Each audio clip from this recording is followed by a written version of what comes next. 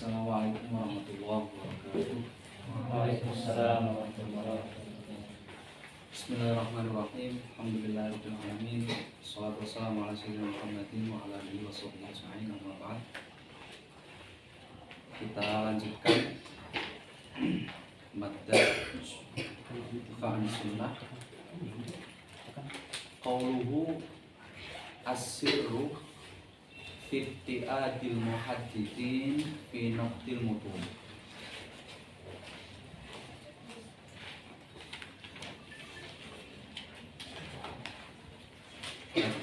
Udah ketemu?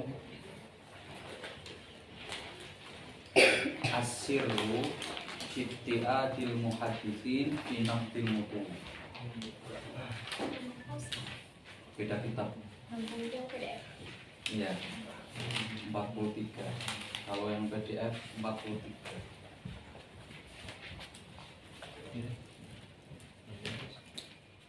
Sirrul muhadditsin, as-sirru fi i'tiadil muhadditsin fi naqdil mutun. Alas jatuh.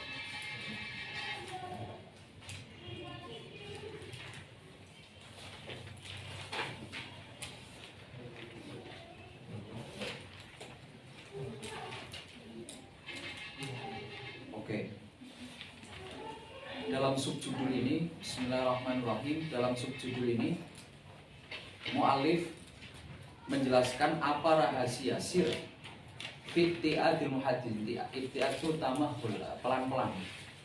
Kenapa para muhaddits itu seakan pelan-pelan dalam mengkritik matan. Jadi tidak semasif yang dilakukan oleh mereka dalam mengkritik sanad. Kalau terkait kritik sanad sudah tidak dipertanyakan lagi. Namun dari beberapa analisis orang-orang, baik yang pro maupun kontra, mau tidak mau ditemukan narasi bahwa muhaddisin tidak begitu peduli terhadap kritik matan. Jadi seakan-akan acuh tak acuh. Nah, maka dari itu kita jawab dengan apa alasan kenapa para muhaddits itu pelan-pelan atau tidak tergesa-gesa dalam mengkritik matan. Oke. Jawabannya yang pertama di alif itu paragraf ketiga. Qad yakunu mutasyabihan ghairu mafhumil ibarah. Matan itu terkadang mutasyabih, samar, dan tidak bisa dipahami ibarah redaksinya, tidak bisa dipahami redaksinya dengan mudah. Fala mahalla ma'a hadzal ihtimal li tahkimin naqdil aqlil mujarrad mifil matan, maka tidak ada tempat bermain rasionalitas saja di sini. Ketika bertemu dengan matan yang maknanya itu samar, mutasyabih, yang tidak dengan mudah dapat kita pahami, maka tidak pula kita bisa menggunakan sewenang-wenang dengan rasionalitas kita, karena ini berkenaan dengan teks-teks yang diriwayatkan dari generasi-generasi alias wahyu. Maka tidak serampangan kita menggunakan akal dalam memahami nas-nas atau matan hadis seperti itu. Karena idmithlu hadzal mutasyabih mimma la tastaqillul uqul bi idrakihi, karena ayat-ayat atau matan-matan nas-nas yang mutasyabih semacam ini termasuk kategori nas yang tidak dapat dipahami oleh akal secara independen. La tastaqillul uqul bi idrakihi. Akal tidak bisa memahami secara independen, artinya tidak menggunakan perangkat lain selain akal, hanya ilmu rasio saja, rasional saja, nggak bisa, karena ini terkait wahyu juga.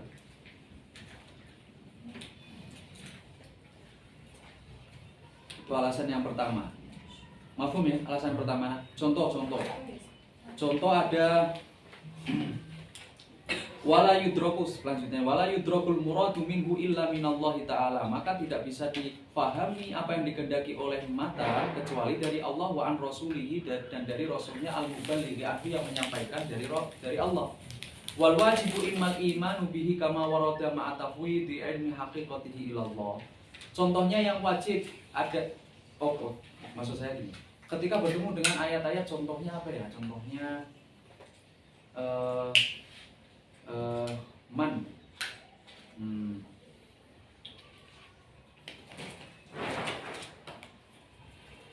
man qurba minallahi shibran qurballahi apa gitu misalnya. Tapi saya masih hafal terjemahnya, masih hafal. Barang siapa yang mendekat sejengkal kepada Allah, maka Allah akan mendekatinya selangkah gitu ya. Maka artinya lebih cepat. Nah, berarti Allah seperti punya langkah, seperti punya kaki, seperti punya pergerakan yang ada batasannya dari satu titik ke titik yang lain, seperti satu jengkal dari sini sampai sini, dari jempol sampai kelingking, seperti itu.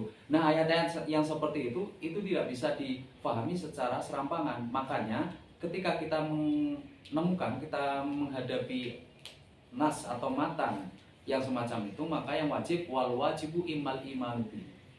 Wajib satu, beriman tanpa kama waroda ma'atafwidi ilmi hakikati, dan menyerahkan apapun hakikatnya kepada Allah. Wa tanzih anidh dhahiril mustahil, dan menghindarkan dari pengertian lahir yang mustahil bagi Allah. Atau dengan kemungkinan yang kedua, imma ta'wil bima yuwafiqul aql. Bima yuwafiqul aql. Kemungkinan yang kedua adalah dengan mentakwil dengan makna yang sesuai dengan akal. Jadi tidak menabrak sifat-sifat wajib Allah, tidak menabrak apa yang tidak layak disandarkan kepada Allah. Tuh alasannya. Jadi tidak serta-merta para muhaddisin mengkritik matan, karena di matan ada dan banyak ditemukan nas atau alfaz mutasyabihah ghairu mafhumil ibarah disuhulah. Maka jalannya nanti kalau seperti itu ada dua, immal imanu bihi ma'at tafwid, iman saja dan menyerahkan kepada Allah makna yang hakikatnya. Yang kedua bisa pilih jalan at-ta'wil. Oke, alasan yang kedua kenapa muhaddits itu tidak tergesa-gesa dalam mengkritik matan. Di sini waqad yakunu matnul hadis laisa min qabilil haqiqah bal min qabilil majaz farafadhahu. Banyak sekali matan hadis yang menggunakan majaz, tidak terkait, bukan termasuk perkataan hakikat. Terkadang matan hadis laisa min qabilil haqiqah, bukan mengandung makna hakikat, melainkan bal min qabilil majaz, melainkan mengandung makna majaz. Maka sangat berhati-hati dalam memaknainya, seperti itu ya. Oke, itu intinya masih sama. Kemudian yang ketiga, jim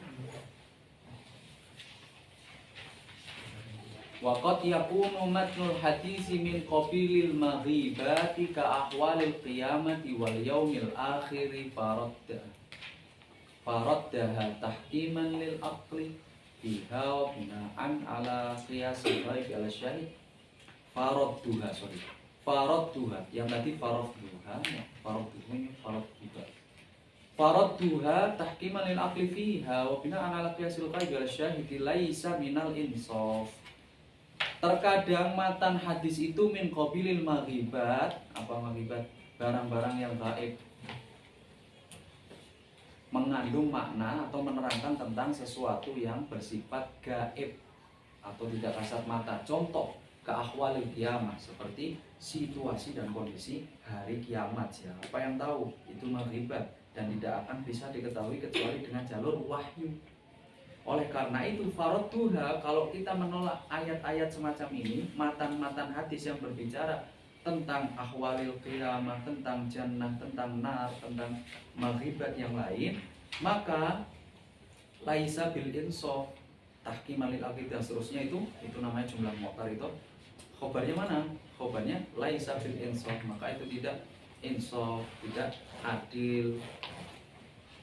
Oke, alasan yang keempat, D. Wa qad yakunu matnul hadithi minal akhbari lati kasyafal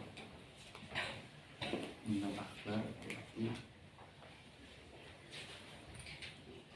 kusyifal ilmu an masatiriha waktu birat minal mu'jizatin nabawiyah. Terkadang matan hadis itu termasuk minal akhbar allati kusyifal ilmu an masatiriha, mengandung mukjizat waktu birat minal mu'jizatin nabawiyah, mengandung kemukjizatan Nabi. Berisi apa? Kabar-kabar yang kusyifal ilmu an masatiriha, kabar-kabar yang dengan nas itu terbuka takdirnya. Gimana? Paham ya maksudnya? Dengan datangnya nas itu baru terbuka takdir dari kabar-kabar itu.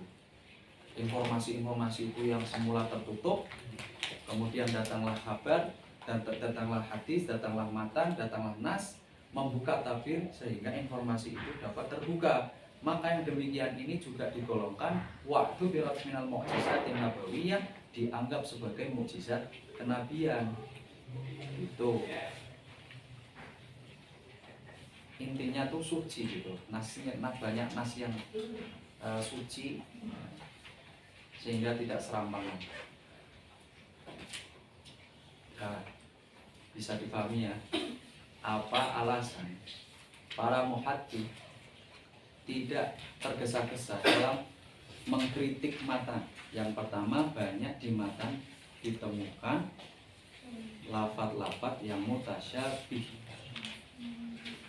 Kalau lafaz mutasyabih kita temukan, maka bagaimana cara kita menghadapinya? Dengan dua pilihan, tafwil atau takwil. Alasan yang kedua, kenapa muhaddits tidak tergesa-gesa dalam mengkritik matan adalah hadis, matan hadis banyak mengandung makna-makna majaz, tidak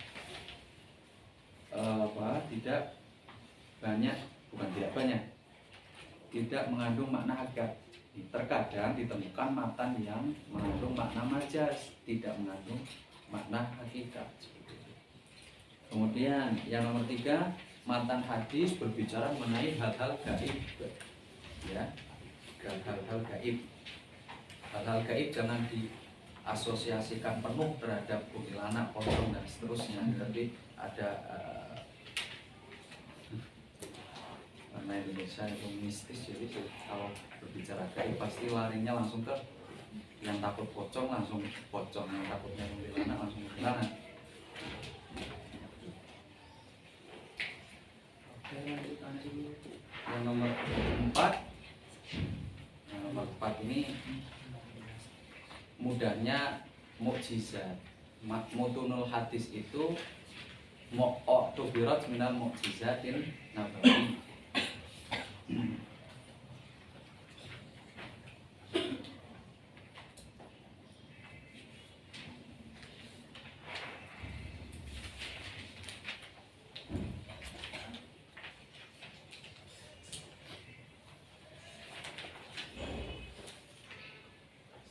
Kemudian ke subjudul za'muhu. Kalau paragraf selanjutnya sebelumnya itu paragraf selanjutnya di lafaz ma za'amahu fi sahih fi safhati sadisa itu ma za'amahu fi sod 6. Ketemu? Itu isinya min annal muhadditsina jami'an ahmalu amran khatiran kana yajibu ayyu arafa qabla an-nadhri fi hadzal ilmi wa duris wa darsi kutubihi, kayaknya ini wa darsi kutubihi. Ini masih ingat gak yang dilontarkan oleh Syekh Mahmud Abu Royah yang mengatakan bahwa muhaddisin itu terlalu sibuk dengan ilmu hadis, kaidah-kaidah dalam ilmu hadis, padahal mereka melupakan hal yang lebih penting sebelum kita mempelajari itu, yaitu memastikan bahwa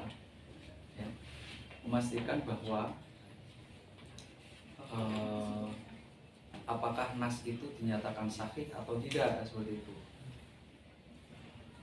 Maksud saya, apakah nas yang kamu teliti yang sampai kepada kita memang benar-benar nas yang diucapkan oleh Rasulullah atau tidak gitu. Masih ingat ya yang datang atau yang mendengarkan rekaman? Nah, jawabannya di sini nggak ada. Oh, ini ada nih. Za'mun laisa lahu ma yu'ayyidu wala para selanjutnya an kaunihi ishafan sharifan bi haqqi aimatil hadis fi ma afnau amarahum fi fahadhihi mabahis allati uridu laka wa kana aradalaha wa kana qad aksara ulama fi hal bahas wa tamhis wa fi asyara min kan. Jawabannya enggak mengkerucut. Saya kasih jawaban kalau ada. Jawabannya adalah memastikan atau at-tathabbut min sihhatin nisbatin nusus ila Rasulillah. At-tathabbut min sihhatin nisbatin nusus ila Rasulillah sallallahu alaihi wasallam dakhilun atau mabhatun min mabahithi ulumil hadis atau mabhat min mabahithi mustalah al-hadis. Jadi bukan mereka enggak mempelajari, tapi yang kamu tuduhkan itu merupakan bagian dari pembahasan dalam ilmu hadis. At-tasabut min sihhati nisbati an-nusus ila Rasulillah sallallahu alaihi wasallam mabhas min mabahithi mustalahil hadis. Oke, lanjut ke subjudul za'muhu annal ahaditha kullaha ruwiyat bil makna warad dan radnya za'ma perasaan tuduhannya atau dugaan Mahmud Abu Royah yang menyatakan annal ahaditha kullaha ruwiyat bil makna, semua hadis itu diriwayatkan bil makna, tidak bil lafaz. Jadi ada klaim bahwa semua hadis di dunia ini itu diriwayatkan bil makna, jadi tidak dipertahankan lafadznya. Itu semua dari perawi semua, itu yang nempel di otak mereka hanya maknanya saja, sedangkan redaksi lafadz, diksi-diksi yang dikeluarkan murni dari inisiatif perawi untuk mewakilkan makna hadis yang tersimpan dalam memorinya, seperti itu. Apakah dakwaan ini benar? Jelas tidak. Warad ya subhatnya nggak usah baca, ininya gitu, ininya gitu.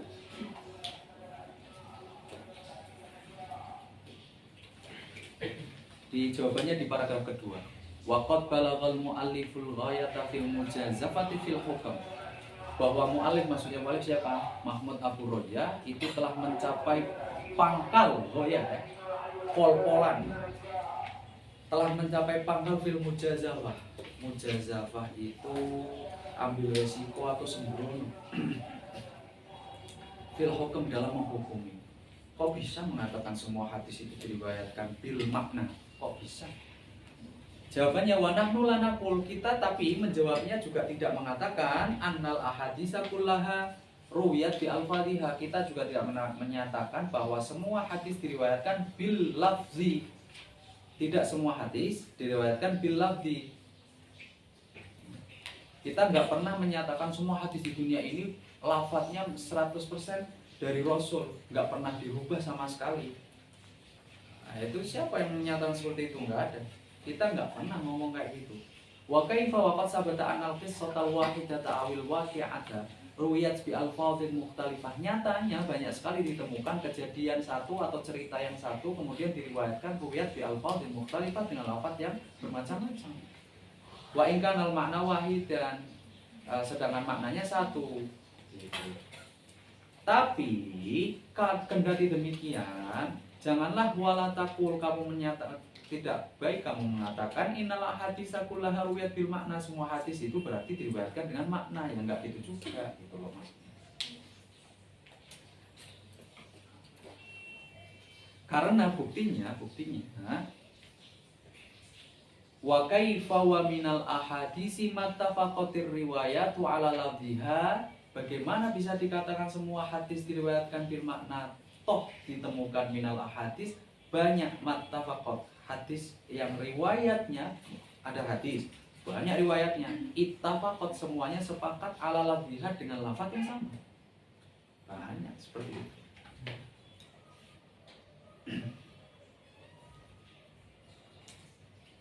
Oke. Udah ya, udah bisa jawab ya. Udah, subhat berudut kayak gitu aja. Ada subhatnya, bisa jawab, udah kelar. Tuh ya. Apakah semua hadis diriwayatkan dengan makna? Tidak. Dan tidak pula semua hadis diriwayatkan dengan lafaz. Tapi bukan berarti semua hadis diriwayatkan dengan makna. Buktinya ada banyak hadis yang banyak riwayatnya dan dari seluruh riwayat menggunakan redaksi yang sama atau ala lafzun wahid.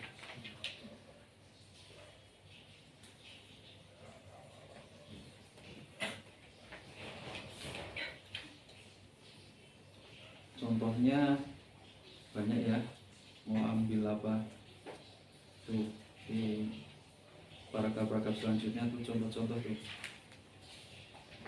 Al-muslimu man salimal muslimuna min lisanihi wa yadihi. Ini banyak riwayat dan masyhur juga lafaznya yaitu. Karena apa? Karena gampang dihafal juga, enggak jangan dimafhum. Berarti kalau yang sulit dihafal berarti jangan dimafhum. Kata-kata kalau dimafhum itu kacau. Al-muslimu man salimal muslimuna min lisanihi wa yadihi. Seorang muslim adalah seorang yang orang-orang muslim lain selamat dari lisannya dan dari tangannya. Habis viral ya.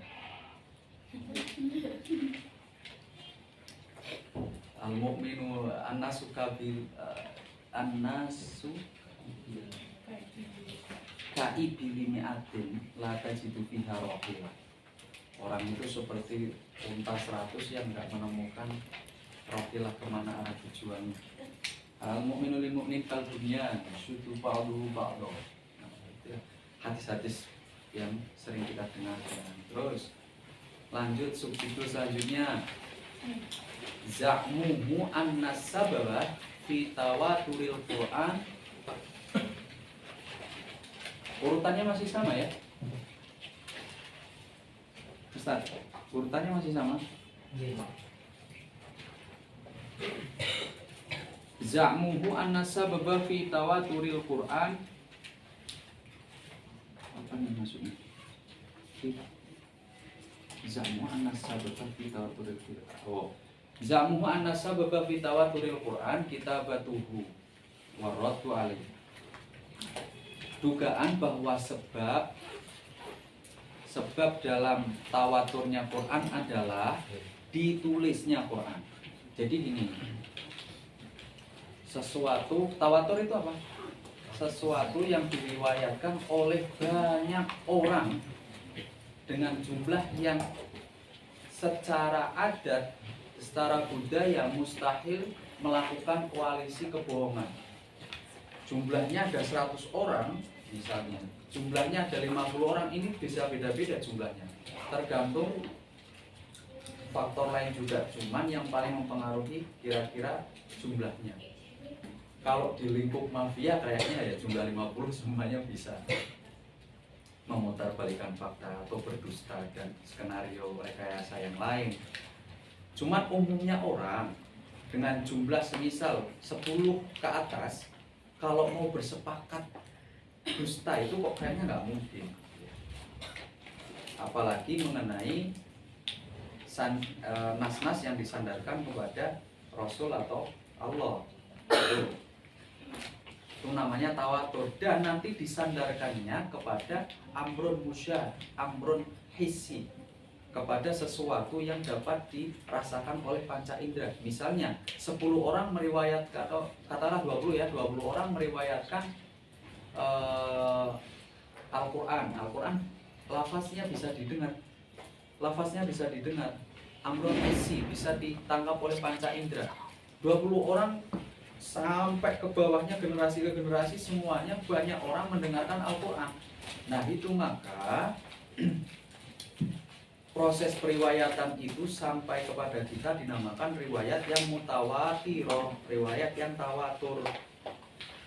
Kita sebut mutawatir, dan sesuatu yang mutawatir itu jika diingkari hukumnya kafir. Sesuatu yang mutawatir jika diingkari hukumnya kafir. Nah, dalam Islam ada Al-Quran yang sudah dipastikan, diijma, dikonsensus oleh para ulama bahwa riwayat Al-Quran dari masa Nabi sampai kepada kita semua sepakat adalah riwayat yang mutawatir. Riwayat yang mutawatir. Jadi sama sekali tidak bisa dibantah dengan apapun. Tidak ada bantahan bahwa Al-Quran itu palsu, itu kuno, itu enggak masuk akal sama sekali. Enggak masuk akal sama sekali karena semua tercatat dengan baik sanad periwayatannya dari generasi ke generasi. Kedua, hadis. Nah, hadis itu ada yang mutawatir, ada yang tidak mutawatir. Disebutnya hadis ahad. Lawan dari hadis mutawatir adalah hadis ahad. Nah, dugaan Syekh Mahmud Abu Royah mengatakan kenapa Al-Quran bisa mutawatir dan validitas, orisinalitas dari Al-Quran tidak bisa diragukan lagi. Karena apa? Karena periwayatan Al-Quran, periwayatannya bersifat mutawatir. Maka kevalidannya, orisinalitasnya, keasliannya itu tidak bisa diragukan.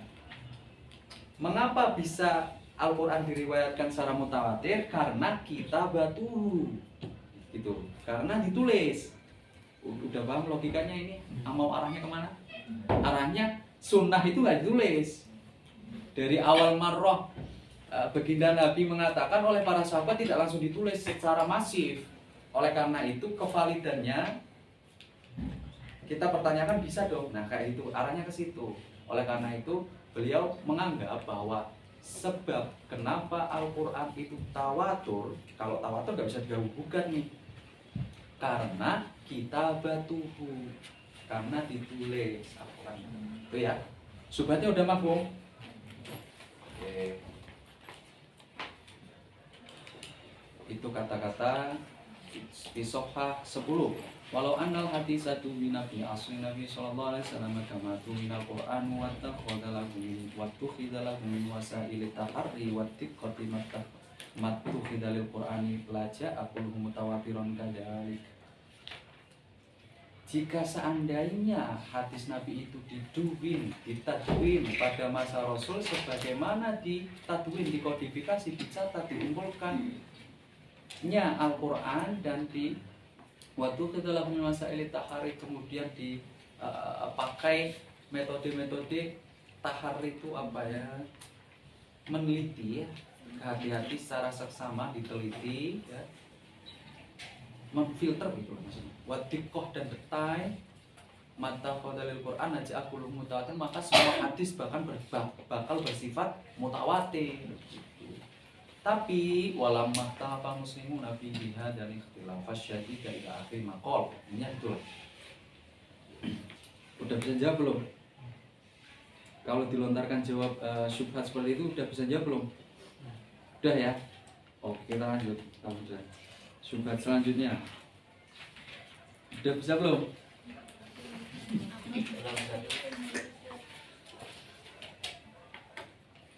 Kayak bisa kayak enggak gitu.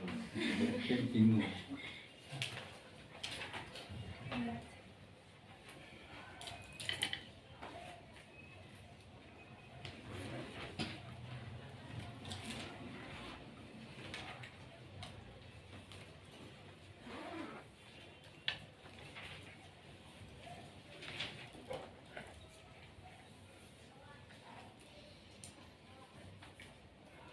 Panjang sekali ya jawabannya. Wakaan para kesannya. Wakaan mu'allifa fahima anna sawa fi tawaturil Qur'ani kaunuhu kutiba fil asrin nabawi. Seakan-akan mu'allif atau Mahmud Abu Royah itu memahami bahwa Al-Quran kenapa diriwayatkan dengan riwayat yang mutawatir atau tawaturul Quran itu disebabkan karena Al-Quran dicatat pada zaman Nabi, dari sejak zaman Nabi. Bahwa dicatat itu memang ya, cuma wal haqqu khilafu dzalik. Tapi kenyataannya enggak seperti itu doang. Fatawaturu innama ja'a fil Qur'anil karim min jihati lafdhihi wa naqlihi. Tawaturnya Al-Qur'an itu datang dari segi lafaz dan periwayatan. Min jihati lafdhihi wa naqlihi. Lafaznya Al-Qur'an itu mutawatir. Kemudian nakli itu periwayatannya dari satu generasi ke generasi yang lain, dari satu orang ke orang yang lain, itu juga bersifat tawatur. Kenapa bisa demikian? Faqad talaqahu anin Nabi sallallahu alaihi wasallam wa hafidhul ulufu minas sahabah. Karena mereka para sahabat yang beribu-ribu itu banyak sekali talaki atau menerima langsung Al-Qur'an dari baginda Nabi Muhammad SAW, dan wa hafidhuhu, dan menghafalkannya al-ulufu, beribu-ribu minas sahabah, dari kalangan sahabat. Jadi apa pedomannya? Kenapa bisa bertahan Al-Quran dari masa Nabi? Yang paling berperan penting mempertahankan keaslian Al-Quran dan sampai kepada generasi setelah sahabat itu apa berarti? Tulisan atau apa? Hafalan. Hafalannya itu loh. Bahwa ditulis iya, cuma jangan melalaikan bahwa dulu itu yang bisa nulis berapa sih?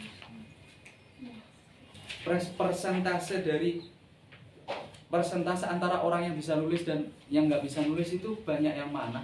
Tapi orang Arab dari dulu sudah terbiasa menghafal. Banyak syair-syair yang sampai kepada kita tuh dari zaman jahiliyah itu. Dari 100 sampai 150 tahun sebelum hijrah. Coba bayangkan. Itu mereka pakai apa itu? Ya pakai hafal. Ya, ininya digituan sih. Oke. Sampai di bahkan talaqahu, kita lanjutkan wa anha ulagi aqdaul qulubul mu'allafatu minat tabi'in. Kemudian juga dilanjutkan oleh tabi'in. Tradisi itu ada yang mencatat, ada. Tapi yang menghafal lebih. Oke.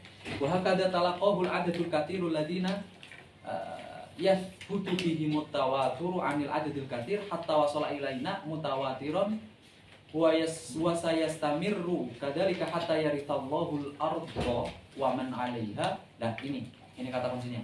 Fal mu'awwalu 'alaihi fi tawaturil Qur'an, hal pokok atau hal dasar dalam tawaturul Qur'an wal hifdzu adalah hafalan, wat talaqqi asyafahi, dan penerimaan asyafahi dari mulut ke mulut langsung. Lal akhdu minas suhufi, bukan mengambil dari lembaran. Sudah selesai. Kemudian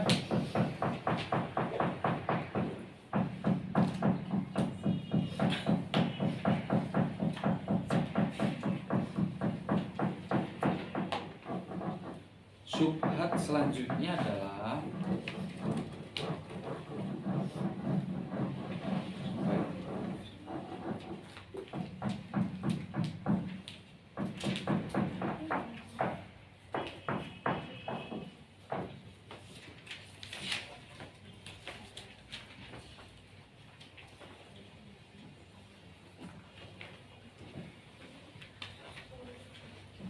ittirabuhu fi bayani sunnati minad din.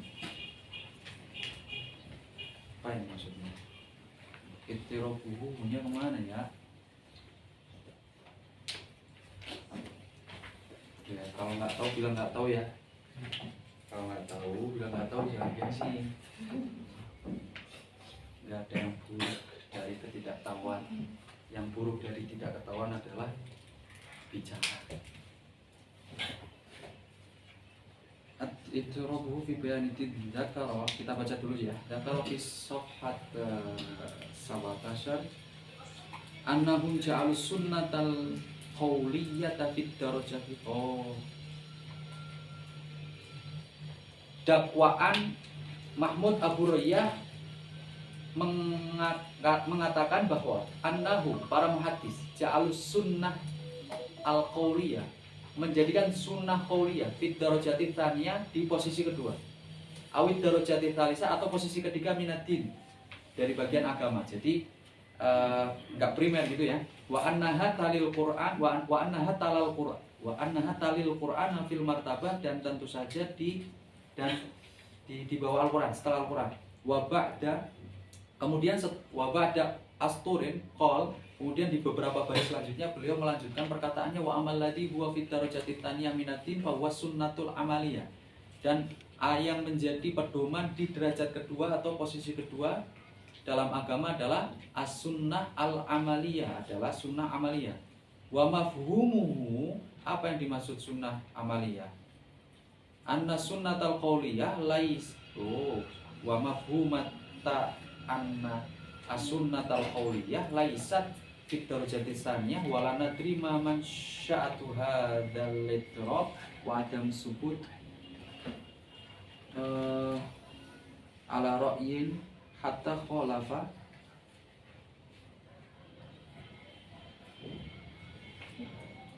hatta khalafa ajuzu kalamihi sabra.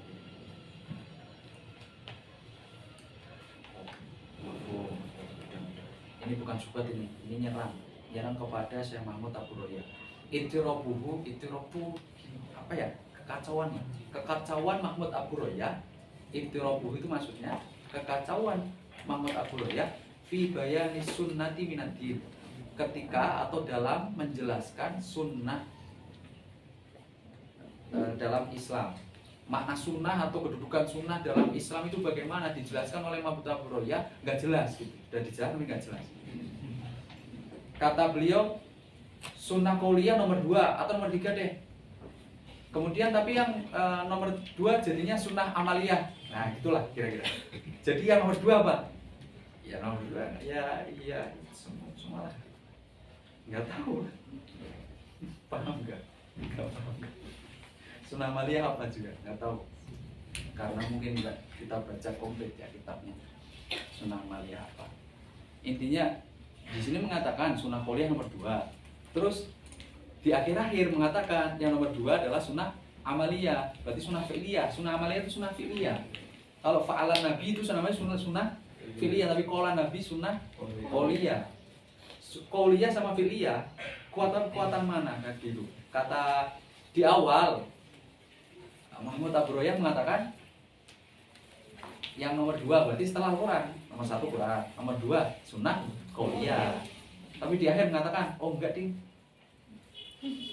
sunnah amaliyah lebih top gitu. Jadi setelah Al-Quran nomor 2 ya sunnah amaliyah atau sunnah fi'liyah, yang pekerjaan atau yang perilaku, maksudnya perilaku Nabi. Nah ini banyak di apa, pembuktian aja sih, nggak ada sebabnya. Oke lanjut.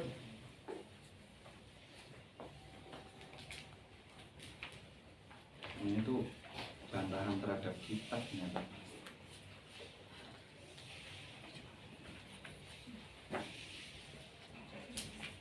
Subjudul tajannal mu'allifu ala Sayyidina Umar.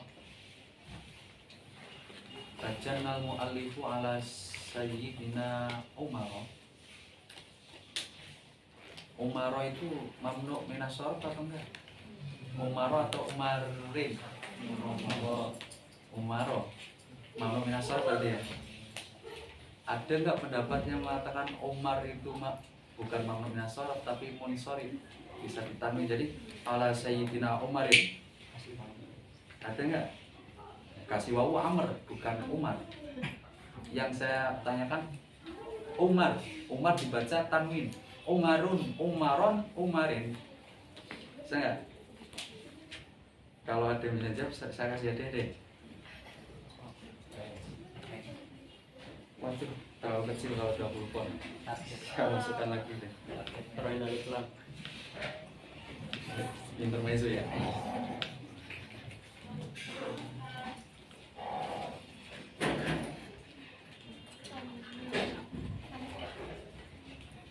Ada yang bisa jawab ya? Ayo, acungkan tangan. Ayo. Nakirohkan dengan alif lam. Maksudnya Tambahin alif lam. tambahin alif lam malah jadi nggak bisa ditambah dong. Al-Umar gitu, Al-Umaru. Ka'anni tanwinun wa anti idhofatun. Oh, satu bednya lupa. kedudukan tanwin sama idhofah, tanwin dan al itu nggak bisa bersatu. Latahillu makaninya, pokoknya ketika aku melihatmu berarti kita harus berpisah. Itu biasa buat gombalan santri-santri dulu, makanya udah lupa. Gak ada ya? Ada lagi nggak yang mau jawab? Ya. Kalau dia ditanwin itu jadi nakiroh, kalau nggak ditanwin khusus gitu. Kalau nama semuanya makrifat tuh, kan nama. Alam Sama kayak- semuanya makrifat ya kan? Sama kayak di si bawah gitu kan. Kalau dia dimasuki tanwin, Ah. dia nakiroh, tapi kalau dia Oh, tidak faham. ditanwin, Berarti tanwin yang masuk adalah tanwin tankir. Tapi enggak, tanwin tankir itu kaidahnya ketika dari awal isim yang sebelumnya dimasuki tanwin itu sudah mabni. Kalau isim yang sudah nama sebelum dimasuki tanwin sudah mabni, kok kemasukan tanwinnya namanya tankir. Contohnya waihi. Nah ini kan enggak mabni, Umar itu enggak mabni. Kayaknya. Udah. Satu lagi deh. Udah ini.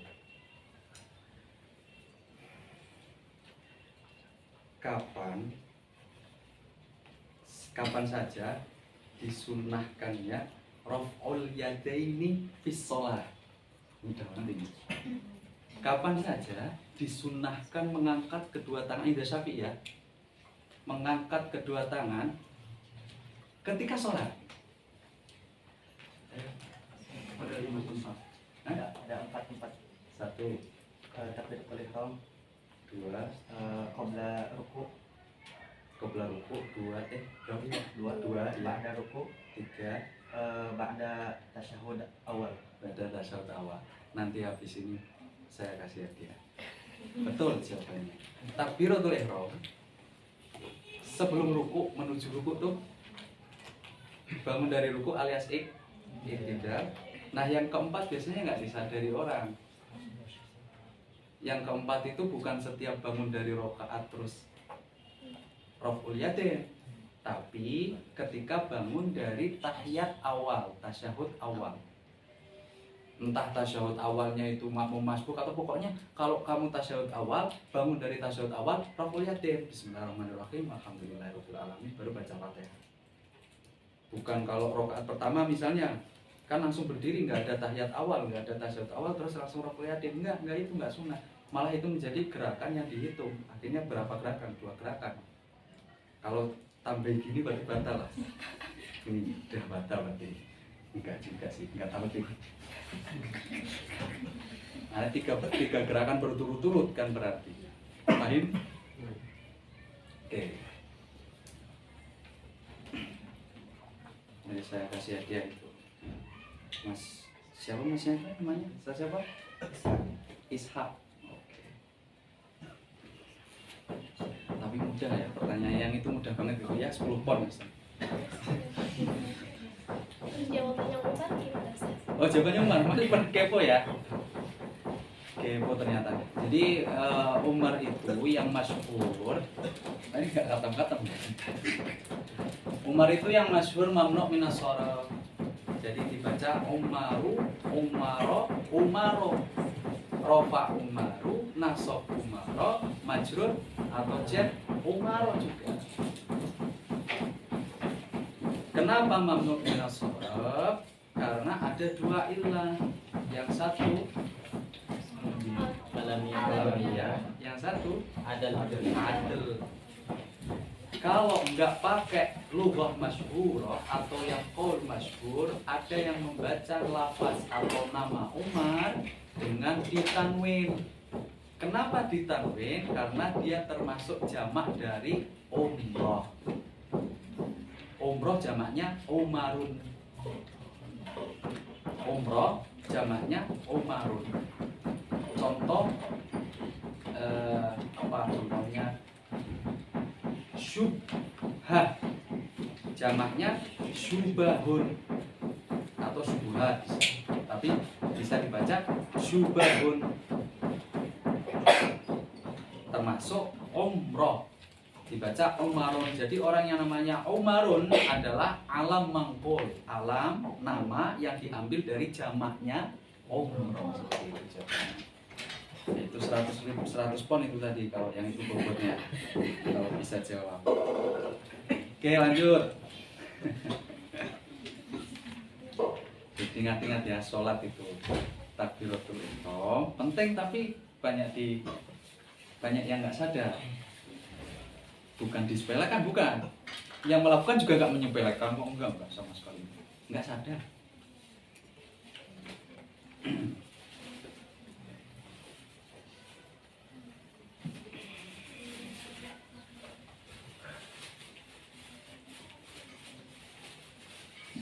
Selanjutnya di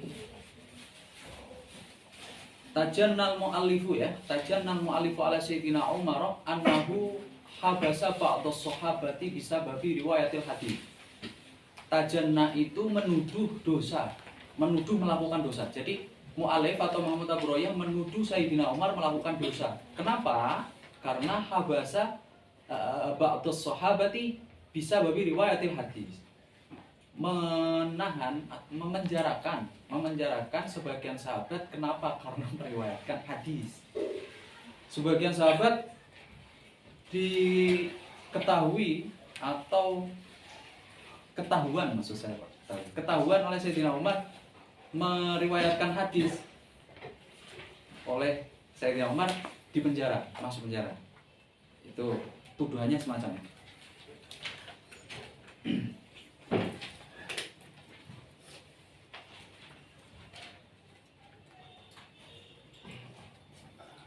Tuduhan ini berdasarkan apa yang disampaikan oleh Imam Ibnu Hazm. Imam Ibnu Hazm itu salah satu tokoh mazhab Zohiri, ya, mazhab Zohiri. Beliau itu riwayatnya kuat, jadi banyak sekali menyampaikan riwayat, banyak sekali meriwayatkan riwayat. Namun sisi kurangnya adalah terkadang banyak riwayat-riwayat yang seharusnya dapat disikapi lebih hati-hati ketimbang langsung mengambil zahir nasnya. Nanti jadinya kayak gini.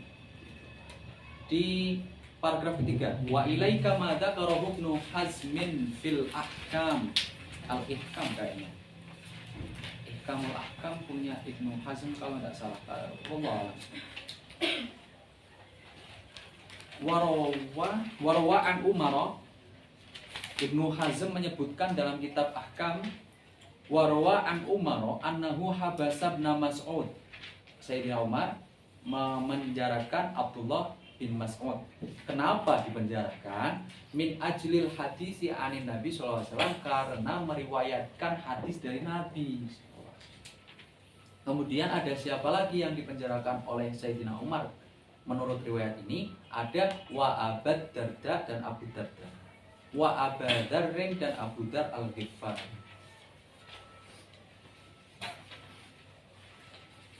Ini ruwiyah ya, waruwiyah tadi. Waruwiyah an Umar. Kemudian kita jawab bagaimana?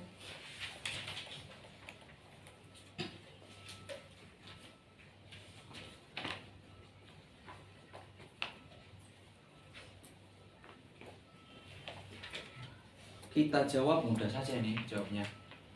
Faqad, lanjutannya langsung, faqad dzakarahu bi sighati ruwiyah. Imam Ibnu Hazm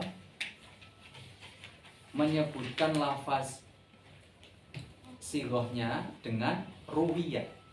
Ruwiyah itu berarti sighahnya majhul, mabni majhul, diriwayatkan. Siapa yang meriwayatkan? Nggak tahu. Atau memang tidak disebutkan. Intinya ketika ada lafaz-lafaz ruwiyah, dzukira, qila, itu menunjukkan adalah alat tad'if, menunjukkan tad'if, menunjukkan kelemahan. Makanya kalau kita belajar fikih seringkali kalau ada qila itu ya namanya juga qil gitu ya kan. tidak begitu kuat. Nah sama dalam hadis kalau ada orang ngomong ruwiyah itu jelas di bawah standar dari rawa atau qala atau dzakara. Tentu beda. Ruwiyah, dzukira, nuqila, hukiya, qila termasuk. Itu adalah alat tadrib. Intinya hadisnya hadis dhaif gitulah ya.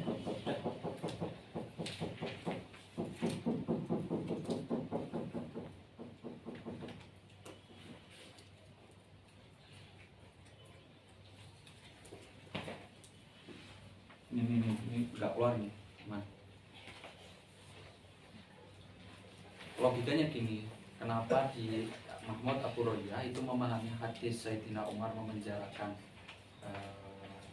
sebagian para sahabat karena meriwayatkan hadis dari Rasul. Karena Sayyidina Umar itu memang sudah tercatat dan sahih, catatan ini sahih, riwayatnya sahih, bahwa Sayyidina Umar itu salah satu termasuk pionir dalam menjaga riwayat hadis. Ngomong apa sih saya ulangi.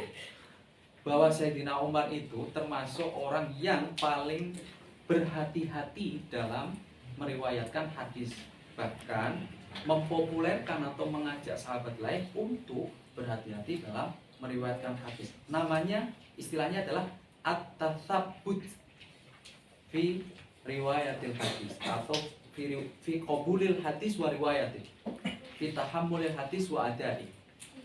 Nah, istilahnya at-tatsabbut wa tasyaddud. At-tatsabbut wa tasyaddud fi qabulil hadis wa riwayati. Ini Sayyidina Umar salah satu pionirnya. Jadi itu memang benar, itu diakui memang benar. Tapi bukan berarti saking kerasnya ada yang meriwayatkan di penjara, kan lucu. Enggak gitu, enggak gitu. Cara mainnya enggak gitu. Oke, kita lanjutkan. Maka kalau ada subhat yang macam itu, jawabnya gimana? Di hadis itu pakai lafaz ruwiyah. Ruwiyah dalatun alat khalas. Mudah sekali. Kemudian ta'nuhu fi hadis man kadzaba alayya muta'ammidan.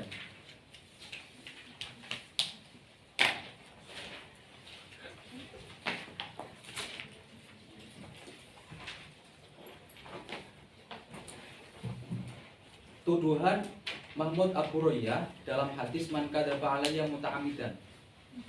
Man kadzaba alayya muta'ammidan termasuk hadis yang mutawatir. Barang siapa yang kadzaba alayya berdusta atas namaku muta'ammidan secara disengaja, falyatabawwa, maka siapkanlah maq'adahu, tempatnya, finnar, dalam neraka. Apa kata Mahmud Abu Roya? Wa fi safha 37 aradul hadis man kadzaba alayhi muta'ammidan falyatabawa minan nar wa dzakara ma qala al-Hafidz Ibnu Hajar min wurudil hadis bi ba'd riwayati biduni muta'ammidan. Dan beliau menyinggung apa yang disajikan oleh Imam Ibnu Hajar Al-Asqalani ketika menjelaskan asbab wurudil hadis. Dan ada riwayat yang tidak menyebutkan biduni muta'ammidan, tanpa menyebutkan lafaz muta'ammidan, disengaja. Nah, disengaja itu tidak disebutkan dalam riwayat lain. Man kadzaba alayya falyatabawwa maq'adahu minan nar, tanpa menyebutkan muta'ammidan.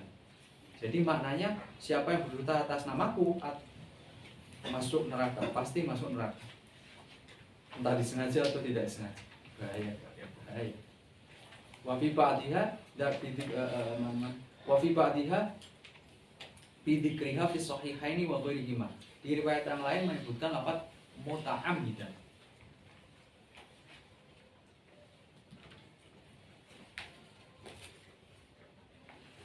Tuduhannya apa ini tuduhannya? Bentar.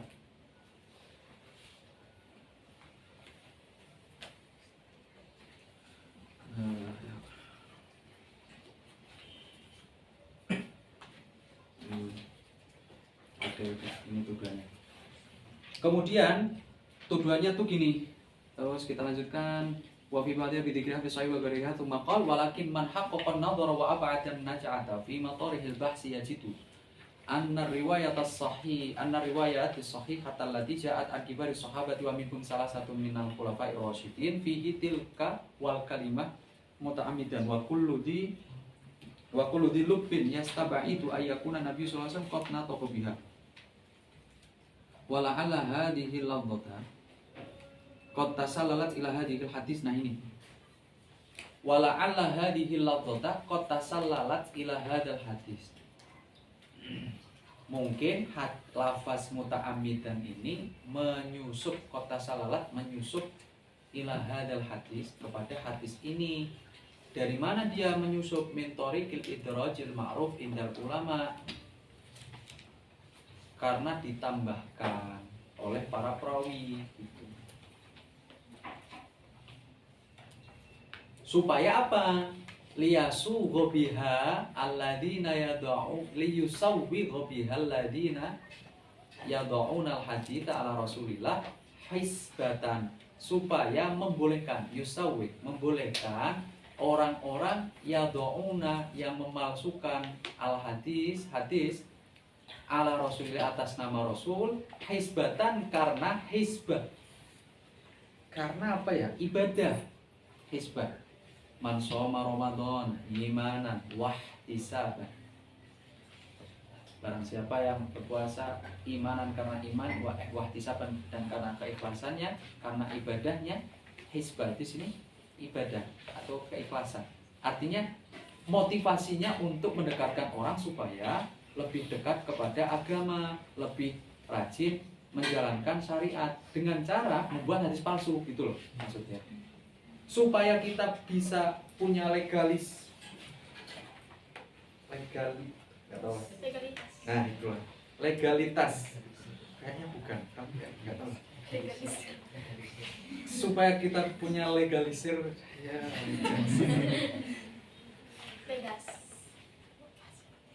Supaya kita punya legal standing untuk memotivasi orang dengan cara membuat hadis palsu, tapi tujuannya baik. Kita hilangkan, kita jadikan, kita tambahkan lafaz muta'ammidan dalam hadis man kadzaba alaihi. Itu maksudnya. Yo, kita nggak sengaja, maksudnya sengaja atau tidak sengaja itu kalau kita menyengaja berdusta atas nama Rasul dan itu merugikan Rasul, merugikan agama, merugikan Allah dan seterusnya. Kita nggak seperti itu. Kita bikin hadis tujuannya supaya umat ini tambah dekat kepada Allah. Nah, lalu bagaimana cara kita punya hujah? Ya sudah, kita tambahkan muta'ammidan di dalam man kadzaba alayya. Paham sampai sini subhatnya? Paham? Jadi kata mereka, kata Mahmud Abroya, man kadzaba alayya muta'ammidan, itu muta'ammidan asalnya nggak ada. Kalau nggak ada kan itu maknanya berat, berarti lebih berat maksudnya. Lebih berat itu. Mau sengaja, mau tujuan baik, mau tujuan enggak. Misal sambil tidur, qala Nabi sallallahu alaihi wasallam, man syaribal ma dakhala jannah. Neraka saya. Soalnya nggak ada kata-kata muta'ammidan. Saya sengaja nggak sengaja, ya sudah. Falyatabwa maqdahu minan nar. Nah, supaya membatasi itu, membolehkan kita untuk, atau membolehkan mereka orang-orang memalsukan hadis atas nama agama supaya mendekatkan umat kepada nabinya, ke agamanya, ke syariatnya, maka kita tambahkan muta'ammidan, karena kita bukan berdusta dengan sengaja, melainkan kita berdusta dengan niat yang baik. Itu maksudnya. Paham? Oke. Wa ilaika bayanun mufassalul haq mufassal.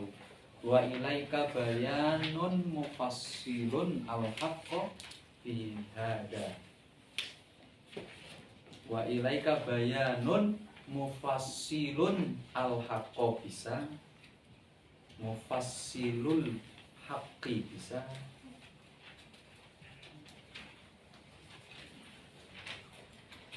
Tapi kurang istrinya. Kalau dijadikan kuis lagi enggak usah. Ini keterangan yang detail bagaimana kebenarannya. Intinya riwayat-riwayat ini intinya semua bukan semua sih, riwayat yang ada dalam Shahihain dan ada dalam kutub hadis, kitab-kitab hadis yang mu'tabar itu ada muta'amidannya, memang ada, bukan tambahan itu gitu. Rawah hadal hadis min turuqin mutakasirah, diriwayatkan dari banyak jalur an kasir minas sahabat, dari banyak sahabat, di Shahihain, di Sahih Muslim, Sahih Bukhari, di Sahih Bukhari, Sahih Muslim, wa ghairihi dan selain Sahih Bukhari, Sahih Muslim. Hatta qad awsalaha ba'dul muhaddisin ilal mi'ah. Ya, coba. Bahkan dihitung oleh para muhaddis jalurnya sampai 100. Ma baina sahihin wa hasan wa dhaif. Dari 100 jalur itu, yang sampai 100 itu ada yang sahih, ada yang hasan, ada yang dhaif. Wal haqqu anal hadisa ruwiya bi hadzal lafzi min turuqin tasilu bihi ila darajatil mutawatir. Itu jawabannya. Hadis ini diriwayatkan dengan mengandung lafaz muta'ammidan dari berbagai jalur yang sampai kepada derajat mutawatir. Kalau derajat mutawatir berarti yang mengingkari dihukumi kafir. Oke, kita lanjut. Itu jawaban yang nomor 2. Coba jawaban yang nomor 2. Ma za'amahu min anna hadhil kalimati wudi'at liyusawwigha biha ila akhirih ghairu maqul. Wala adri wala ahada yadri kaifa yaskan al-wad'u hisbah ma'adami ta'amud. Ini sih. Ma za'amahu min anna hadhil kalimah wudi'at liyusawwigha biha ila akhirih. Apa yang disangkakan oleh Mahmud Abu Roya dengan pernyataannya bahwa kalimat muta'ammidan itu wudi'at, dibuat liusawillah atau liyasugha biha, untuk melegalkan berbohong itu tadi, mendustai Nabi tapi untuk tujuan baik, itu ghairu maqul, yang nggak masuk akal. Kenapa? Wala adri, dan saya tidak tahu. Wala ahad yadri, dan tidak ada orang yang tahu. Kaifa yastami'ul wad'u, bagaimana bisa bersatu antara al-wad'u apa? Pemalsuan, pendustaan, dusta, hisbatan secara hisbah. Secara maksudnya tujuannya untuk baik. Tadi hisbah itu ma'a adami ta'amud, beserta tidak adanya kesengajaan. Kan berarti tetap sengaja gitu loh. Kalaupun tujuan baik tapi kan memalsukanmu itu tetap sengaja dong. Karena kamu punya tujuan baik itu, maka memperkuat kesengajaanmu. Karena punya tujuan. Kok nggak punya tujuan aja bisa sengaja kok. Saya sengaja berjalan ke sana, ditanya mau kemana, nggak tahu. Bisa, apalagi saya mau berjalan ke sana karena saya ke Sayyidah Fatimah. Sudah pasti ada tujuan, sudah pasti sengaja. Nah ini tujuannya baik ataupun buruk, sama saja kamu memasukkan hadis gitu. Inna makna hisbata ayyuqa inna makna hisbata makna hisbah adalah ayyaqsidal wadi'u wajhallah wa sawabahu wa khidmatas syariah. Pemalsu hadis menyengaja karena Allah. Maksudnya hisbah itu seperti itu. Memang ya benar, inilah nanti makan niat baik belum tentu selaras dengan perbuatan yang baik. Makanya kita pun jangan heran kalau ada hadis niatul mar'i khairun min amal, itu niatnya orang itu bisa lebih baik daripada perbuatannya. Contohnya kayak gini. Contohnya orang yang mau membantu tapi setelah itu malah merusak, misalnya merusak barang. So saya bantu angkatkan atau saya bantu pindahkan gelas ini ke sana, malah pecah ternyata. Nah itu malah niatnya udah baik, tapi lebih baik jangan ikut campur gitu. Kalau nggak bisa, gitu ya. Dan mudah-mudah. Oke, lanjut. Alasan ketiga.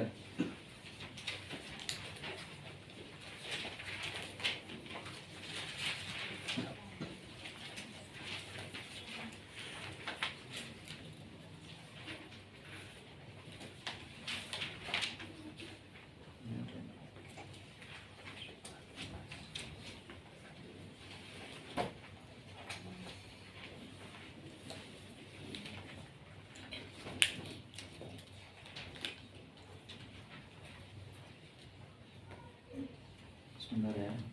Oh iya, ada pertanyaan dulu, Sob? Silakan. Kalau ada pertanyaan.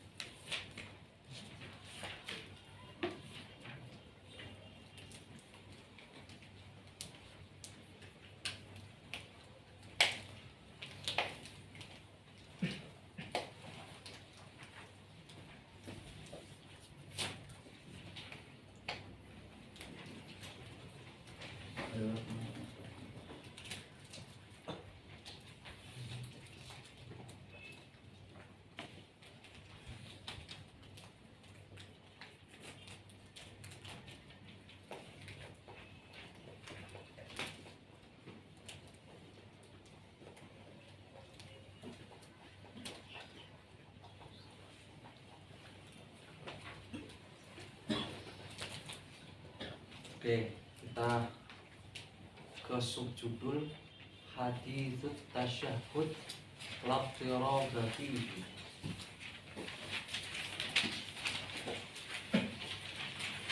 Sudah ketemu? Hadits tasyahud laftirobati.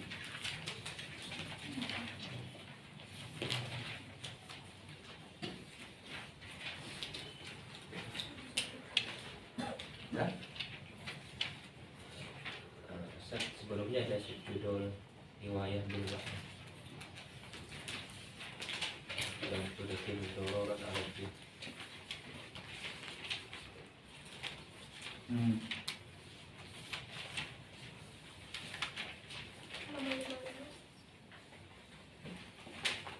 Riwayat bil makna lam tadkhul dororan alaihi. Ini gini, topiknya gini. Mahmud Abu Roya mau tadi kan gini, seluruh menyatakan ya, seluruh hadis diriwayatkan dengan bil makna, ya kan? Seluruh hadis diriwayatkan bil makna. Berarti logikanya, menurut beliau riwayat bil makna itu muskilah enggak? Menurut beliau muskilah enggak? Beliau menuduh seluruh hadis dunia ini seluruhnya tanpa terkecuali diriwayatkan dengan makna. Kalau beliau menuduh semacam itu, berarti riwayat bil makna menurut beliau muskilah enggak? Muskilah. Itu. Muskilah otomatis. Nah, di sini dijawab ar-riwayatu bil makna lam tudkhil dararan alaihi. Riwayat bil makna itu tidak memasukkan atau tidak mempengaruh, tidak memberikan pengaruh buruk atau madorot kepada agama. Tadi jawabannya gimana kalau pertanyaan al-ahadisu kulluha marwiyah bil makna? Masih ingat gak jawabannya? Nah, sudah usah dibuka lagi, masih ingat? Kalau dibuka lagi kan gak ingat kan? Jawabannya simpel kan? Kata siapa kan gitu dulu. Kata siapa ya? Kata saya, kalau kata kamu. Bahwa sebagian dari hadis atau bahkan banyak ditemukan hadis diriwayatkan dengan makna, itu saya setuju, tapi bukan berarti seluruh hadis diriwayatkan bil makna, karena dapat kita buktikan bahwa kita menemukan banyak hadis yang memiliki banyak jalur sedangkan lafadznya sama. Tuh. Kemudian kita jawab logika beliau yang mengatakan bahwa riwayat bil makna itu muskilah. Dijawab enggak muskilah kok. Riwayat bil makna itu tidak memberikan pengaruh buruk dalam agama. Itu.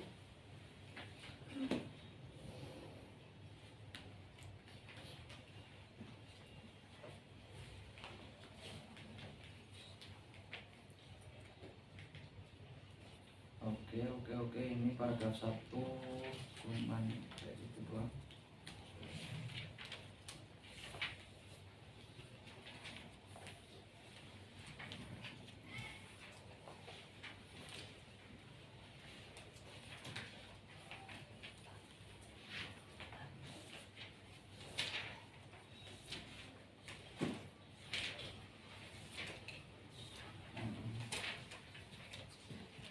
Ini tuh kitab beliau Syekh Abu Syahbah tuh metodenya adalah metode naratif.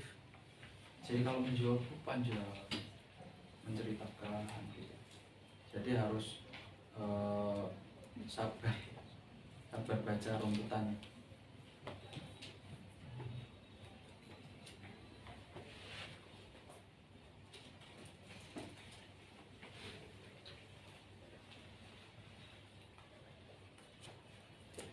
Oke, saya simpulkan dulu ya.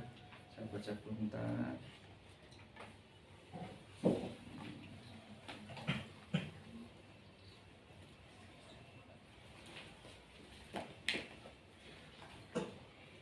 Ke yang nomor 2. Alasan mengapa riwayat bil makna itu tidak mempengaruhi keabsahan hujjiyati sunnah, keabsahan sunnah, dan tetap punya kedudukan yang agung, yang luhur dalam Islam.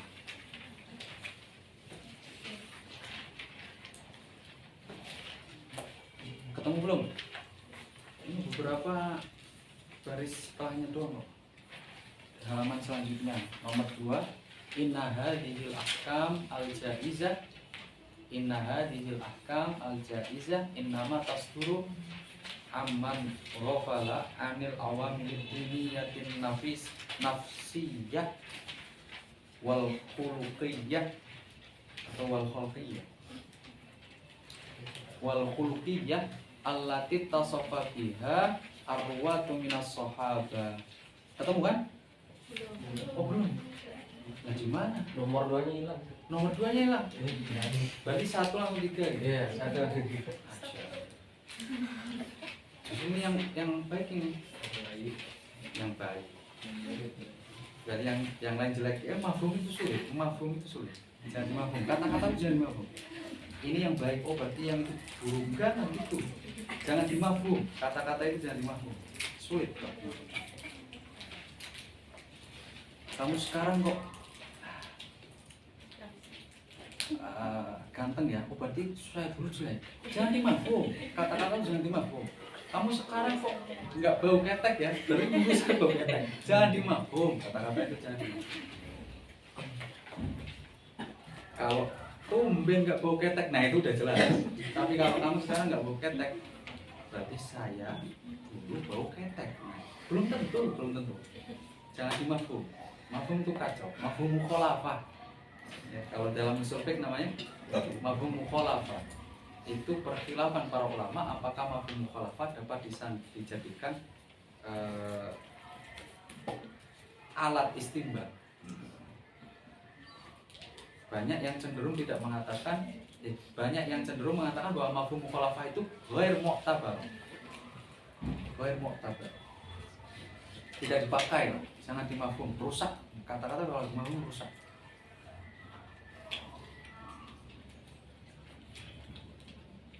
Permainan media-media itu semuanya pakai mafhum semua itu. Sehingga Indonesia kacau semua. Kata saya, orang-orang pada ngapain? Permainannya cuma mafhum. Beliau mengatakan sih kayak gini, berarti kan, nah udah berarti itu udah rusak itu mas. Nah, terus gimana ini solusinya? Nggak ada solusi. Ya sudah, nomor 3. Oke.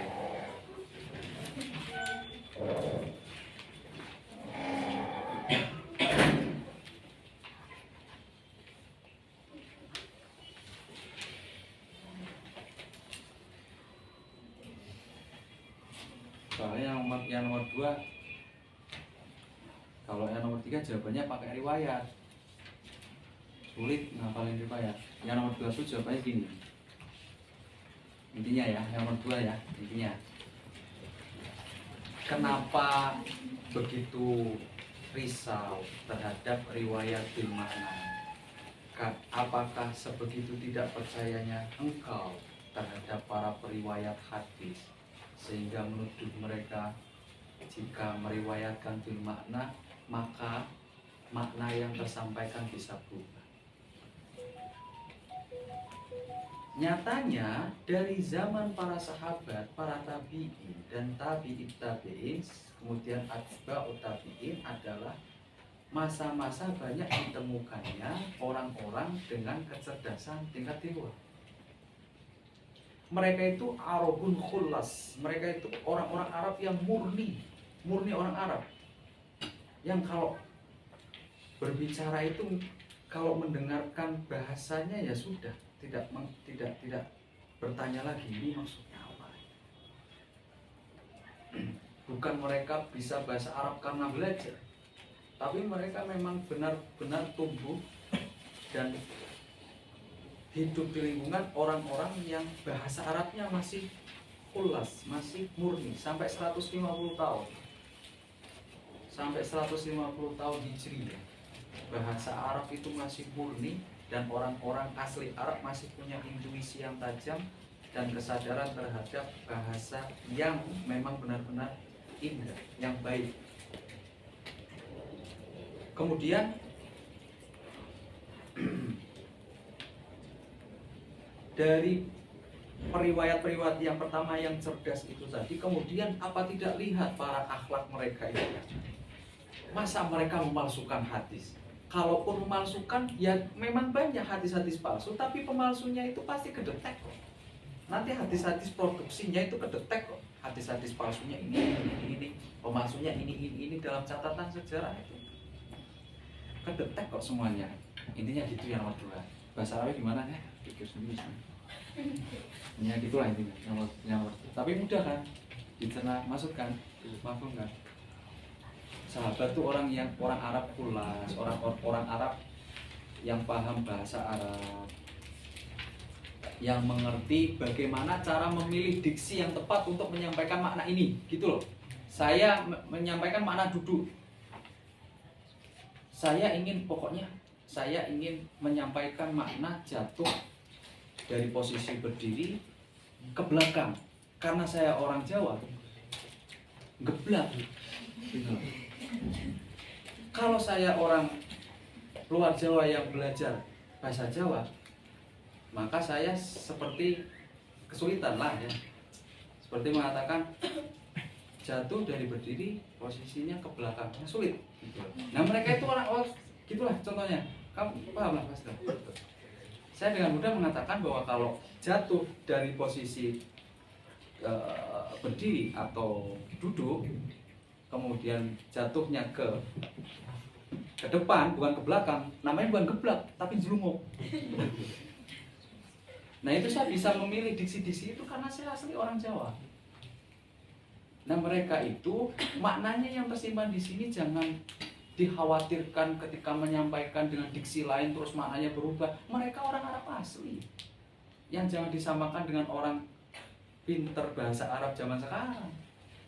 Orang Arab sekarang juga nggak tahu bahasa Arab jangan sekarang. Ukuran itu jangan sekarang. Ukuran zaman sekarang sulit. Terus kemudian juga dawil akhlaqil karimah wal khuluqiyatil aliyah. Mereka punya akhlak yang baik, yang masih berpikiran untuk merubah makna dan punya muru'ah kewibawaan yang jelas. Kalau saya memalsukan sedikit, melencengkan sedikit saja pasti ketahuan. Oke, kita lanjut ke yang nomor 3. Itu ada dasar dalil yang digunakan oleh Mahmud Abu Royah. Kenapa menyatakan bahwa periwayatan hadis itu seharusnya riwayat bil riwayat bil lafaz, nggak boleh riwayat bil makna, karena ada dalilnya menurut beliau nih. Kita baca. Hina manaqal min adillatil mujawizina li riwayat bil makna. Bentar. Sorry, saya ulangi. Kemudian ketika ditemukan hadis atau dalil yang membolehkan riwayat bil makna, bagaimana sikap Mahmud Abu Roya? Nah ini maksudnya seperti itu. Ini dalilnya. Hinama naqala min adillatil mujawizina li riwayat bil makna, ketika menukil atau meriwayatkan dalil yang membolehkan riwayat bil makna. Contohnya hadis Abdullah bin Sulaiman alaihi qol, qultu ya Rasulullah, wahai Rasul, ini asma'u minkal hadis, saya mendengar darimu sebuah hadis, la astati'u an u'addiyahu kama asma'uhu minka, saya tidak mampu menyampaikannya sebagaimana saya mendengarnya darimu. Jadi tidak kata per kata bisa saya sampaikan sama 100%. Yazidu harfan bisa tambah 1 huruf, atau yang kusuh harfan bisa kurang 1 huruf. Maka bagaimana?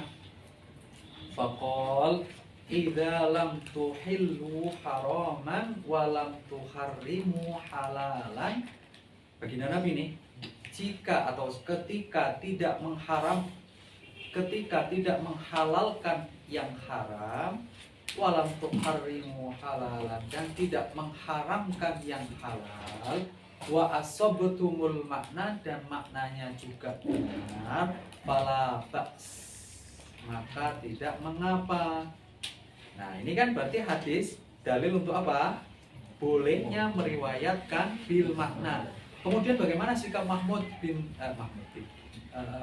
Abu Roya itu bagaimana? Qala fil hamish. Nah ini hadal hadits yunaqidu atau yunaqadu wala raiba hadisu naddarallahu ra'an sami'a maqalati fawa'aha faballaghaha kama sami'aha farubba muballaghin aw amin sami'. Enggak ada sini, enggak ada. Walakin la budda likulli fi'atin min antu ayyida ra'yaha bi hadis yuridu tan. Kata beliau, hadal hadis yunaqid hadis naddarallahu ra'an sami'a maqalati fawa'aha. Hadis ini kontradiksi dengan hadis naddarallahu ra'an sami'a maqalati fawa'aha fahafidhuha wa hafidhuha faballaghaha kama sami'aha. Naddarallahu ra'an, nadhara menjadikan bercahaya, siapa? Allahu Allah. Imro'an terhadap seseorang, sami'a yang mendengar, siapa imro'an? Maqalati terhadap ucapanku, fawa'aha kemudian memikirkannya, mengolahnya, menyadarinya, siapa imro'an ha terhadap maqalahku. Pesantren ya. Faballaghaha, ini lanjutan hadisnya. Faballaghaha kemudian menyampaikan maqalah tersebut kama sami'aha sebagaimana ia mendengar maqalah tersebut. Nah, ini dalil yang menyatakan bahwa riwayat mendukung riwayat bil lafaz. Dengan apa? Dengan janji atau iming-iming naddarallahu ra'an. Allah akan mengglowingkan wajahnya Yaumal qiyamah ya, Yaumal qiyamah yang pastinya. Di dunia kalau yang nggak bisa ya udah.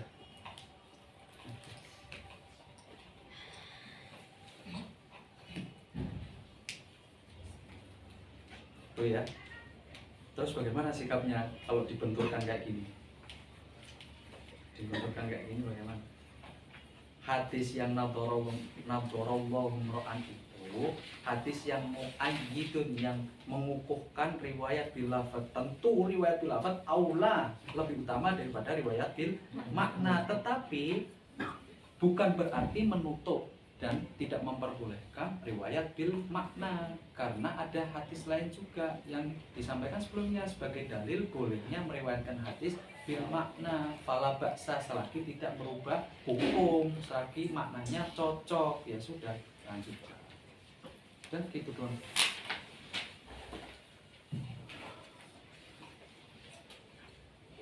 Oke,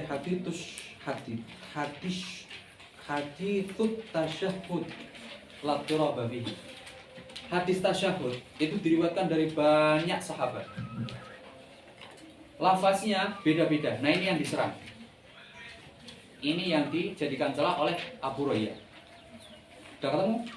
Oke. Aradul mu'allifu lima ruya fit tasyahhudi fi sholati min siyaqin. Mahmud Abu Hurairah memperlihatkan banyaknya sial, banyaknya redaksi yang berbeda-beda dalam periwayatan tasyahud sholat. Pada karo tasyahud Ibnu Mas'udin wa Ibnu Abbasin wa Umarin. Nah, ini bisa dipakai kan kalau gini. Oh, tadi Umarin kok enggak dibaca mamnu minasar, Umar itu salah itu. Nah, Khalif Uraf, kontroversi lah, biar dikenal. Wa Umarin wa ghairihim.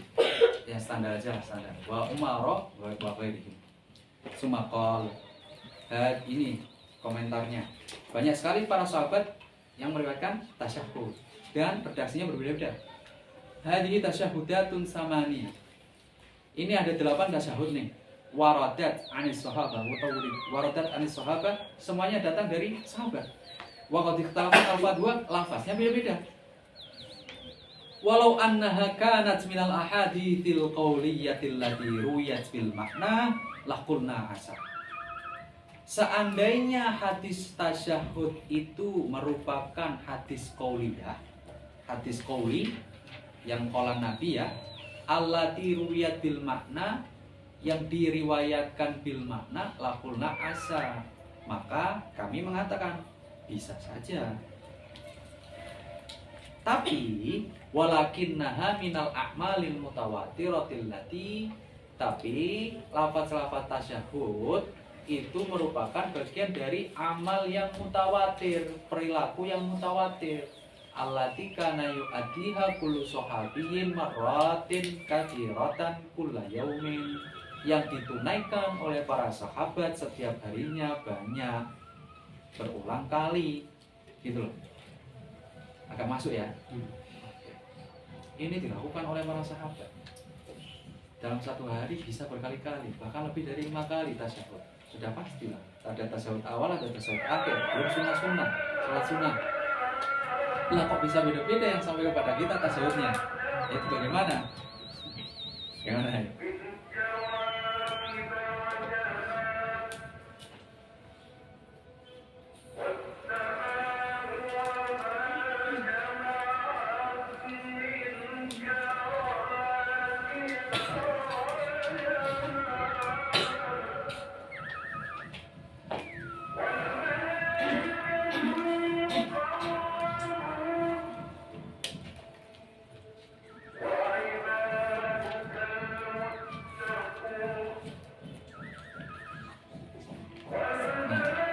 Jawabannya nih.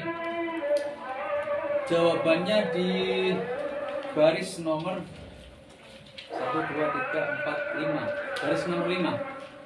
Qala Ibnu Qudamah al-Hanbali. Qala Ibnu Qudamah al-Hanbali. Ketemu? Fasolli. Salatlah kalian. Salatlah anta, antum. Salatlah kamu. Wa bi ayyi tasyahhudin tasyahhad. Dengan tasyahud macam apa saja silakan baca tasyahud. Mimma shahha 'anin Nabi sallallahu alaihi wasallam jaiz. Dengan tasyahud apa saja yang datang secara sahih dari Nabi maka boleh hukumnya. Kemudian nassa alaihi Ahmadu faqol, Imam Ahmad berkata, tasyahhudu Abdillahi ajabu ilayya. Tasyahudnya Abdullah bin Mas'ud lebih saya sukai. Wa in tasyahhada bi ghairihi fa huwa jaiz. Tapi jika bertasyahud dengan tasyahud selain tasyahudnya Abdullah bin Mas'ud, fa huwa jaiz ya, boleh. Li anna nabiyya sallallahu alaihi wasallam lamma allamahu as-sahabata mukhtalifan dalla ala jawazil jam'i. Karena Nabi ketika mengajarkan kepada para sahabat lafaz tasyahud tersebut mukhtalifan secara berbeda-beda, dalla ala jawazil jam'i, itu menunjukkan bolehnya mengumpulkan riwayat-riwayat tersebut dibaca seluruhnya boleh, dipilih salah satu boleh, dan itu juga berlaku kal qiraatil mukhtalifatil lati istamala 'alaihal mushaf, seperti bacaan qiraat yang bermacam-macam dan seluruhnya yang bersifat mutawatir itu tercatat dalam mushaf. Boleh atau enggak kita baca dalam sholat imam selain imam hafiz? Ya boleh-boleh saja. Lah terus anehnya di mana tasyahudnya? Kalau beda-beda nggak apa-apa. Itu ya, clear ya, mafhum, mudah ya.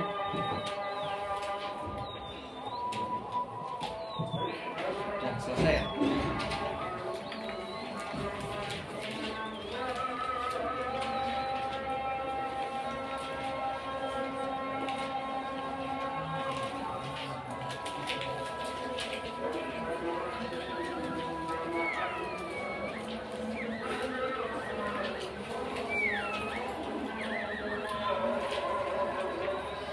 Sampai 8 berapa sih? 85. 85.